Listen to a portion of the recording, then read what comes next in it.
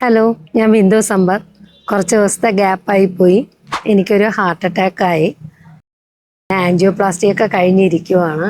ദൈവത്തിൻ്റെ കൃപ കൊണ്ട് ഞാൻ വീണ്ടും ജീവനോടെ തിരിച്ചു വന്നിട്ടുണ്ട്.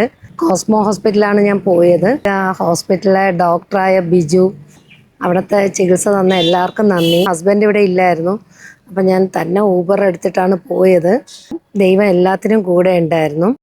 പിന്നെ വാലന്റൈൻസ് ഡേയിൽ ഞാൻ ആ ആളിൻ്റെ പേര് മറന്നുപോയി, സോറി. പക്ഷേ ആ ഒരു ലേഡി എനിക്ക് ഹാപ്പി വാലന്റൈൻസ് ഡേ അയച്ചിട്ടുണ്ടായിരുന്നു.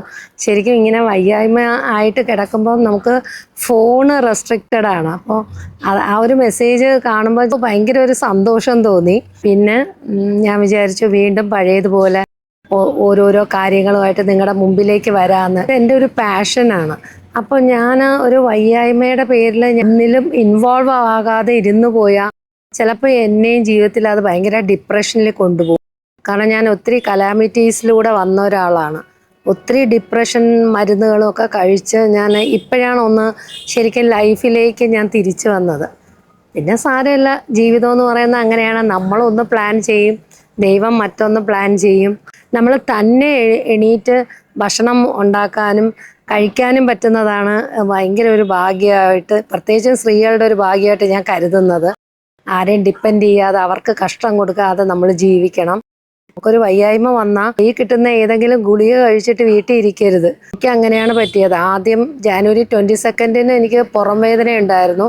അന്ന് ഞാൻ കാര്യമാക്കിയില്ല. 23 ഉണ്ടായിരുന്നു. 24 ശരിക്കും പറഞ്ഞാൽ തീരെ വയ്യാണ്ടായത്. അപ്പോൾ അത് കാരണം ആർക്കും അങ്ങനത്തെ ഒരു അനുഭവം വരല്ലേ. അപ്പോൾ എന്തായാലും ഞാൻ ഇന്ന് നിങ്ങൾക്കൊരു ടിപ്പ് പറഞ്ഞു തരാമെന്നാണ് വിചാരിക്കുന്നത്. ഇത് മെഹന്തിയാണ്, നിങ്ങൾക്ക് എല്ലാവർക്കും അറിയാമല്ലോ, മെഹന്തി കോൺ. അപ്പോൾ നമുക്ക് ഈ മെഹന്തി കോണ് നമ്മുടെ കയ്യിൽ ഇങ്ങനെ കപ്പ് പോലെ വയ്ക്കുന്നത് എല്ലാവർക്കും ഇഷ്ടമാണ്. അപ്പോൾ ഇടത് കയ്യിൽ നമുക്ക് വയ്ക്കാൻ എളുപ്പമാണ്, പക്ഷെ വലത് കയ്യിൽ വയ്ക്കാൻ നേരത്തെ കുറച്ച് ബുദ്ധിമുട്ടല്ലേ. അപ്പോൾ അതിനൊരു ഈസി മെത്തേഡാണ്. നമ്മുടെ സിറപ്പ് കുടിക്കുന്ന ഇങ്ങനത്തെ ഒരു ക്യാപ്പ് എടുക്കുക. അതിൻ്റെ അകത്ത് ഈ മെഹന്തി നന്നായിട്ട് അങ്ങ് ഫില്ല് ചെയ്യണം. ഫില്ല് ചെയ്തിട്ട് ഏത് ഭാഗം വരെ മെഹന്തി വരണമോ അതനുസരിച്ച് നമ്മൾ ഡിപ്പ് ചെയ്ത് എടുക്കണം. നിങ്ങൾക്കിത് ഇഷ്ടപ്പെട്ടിരിക്കുമെന്ന് ഞാൻ വിശ്വസിക്കുന്നു. വീണ്ടും പുതിയ വീഡിയോകളുമായിട്ട് ദൈവം അനുഗ്രഹിച്ചാൽ വീണ്ടും വരുന്നതായിരിക്കും. Until then bye.